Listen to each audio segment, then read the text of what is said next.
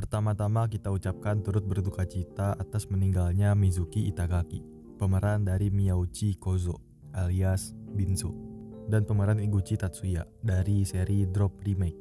Tentunya mayoritas fans atau penonton shock dengar kabar ini. Yang awalnya gue juga dapat kabar dari temen gue dan masih gak percaya. Akhirnya setelah gue lihat Maeda Goki bikin story di Instagram, gue langsung cek.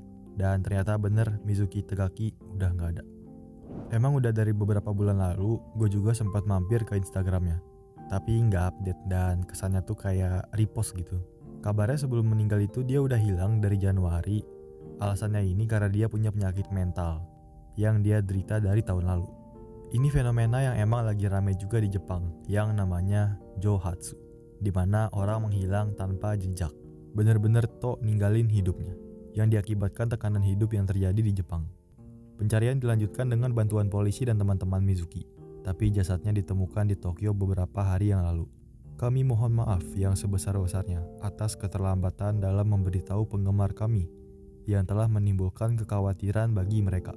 Itu kata keluarganya, dan ngomong lagi, dia selalu mendedikasikan dirinya untuk karir hiburannya, dengan keinginan untuk membawa senyum dan kegembiraan bagi semua orang.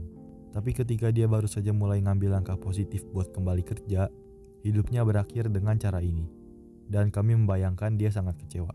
Nah makanya dugaan gue kenapa nama Instagramnya Love and Peace, karena emang dia seneng banget kalau ngehibur orang. Jadi pada bulan November, Mizuki Itagaki mengungkapkan bahwa sejak Januari, ia ngalamin gangguan mental akibat tekanan dan stres, disertai gejala insomnia dan anoreksia. Jadi dia gak bisa tidur diakibatkan stres dan tekanan. Dan anoreksia itu adalah gejala yang dimana dia ini ngerasa takut, cemas, terus terobsesi secara berlebihan sama berat badan. Jadi kayak simpelnya tuh gini, dia tuh takut banget kalau berat badannya naik dikit aja. Nah anoreksia juga cukup bahaya sih, dan bikin dia makin burn out. Makanya kalau dilihat semakin kesini, Mizuki itu kelihatannya makin kurus. Karena belum pernah ngalamin hal kayak gini sebelumnya, dia nggak ngasih tahu siapapun, termasuk agensinya. Kondisinya makin buruk sampai dia mulai nunjukin perilaku yang gak normal dan ngerasa gak sanggup tampil sebagai aktor. Bayangin dia seberbakat apa dalam acting, dari cowok romantis sampai acting jadi berandalan gila, itu bener-bener nunjukin kejeniusan actingnya. Dan dia ngerasa perilakunya udah gak normal lagi dan gak sanggup jadi aktor lagi. Ia kemudian memutuskan berhenti berakting dan meninggalkan agensinya. Tapi setelah keluar kondisinya ini makin buruk, sampai dia harus dirawat di rumah sakit buat menjalani perawatan jangka panjang biar fisik dan mentalnya dia itu balik lagi.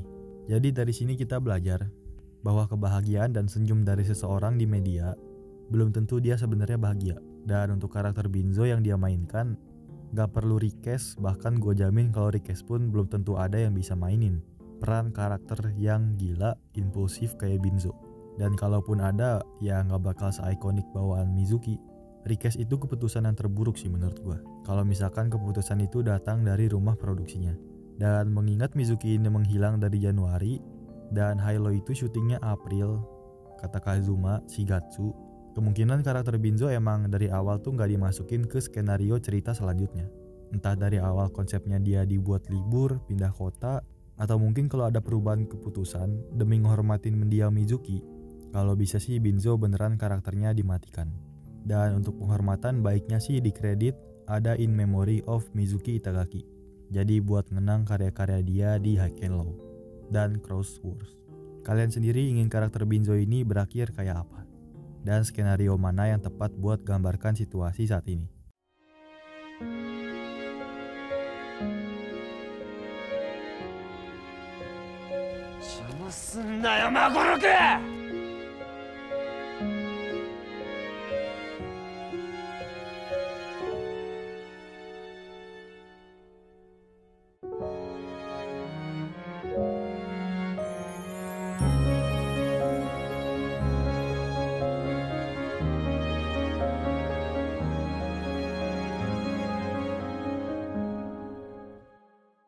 Ikutin channel ini biar gak ketinggalan berita terkait dunia action delinquent, karena gue bakal coba breaking the algorithm.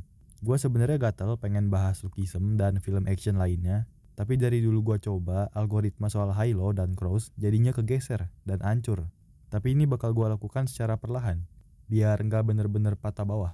Jangan lupa like, comment, dan share. Keep spreading love and peace.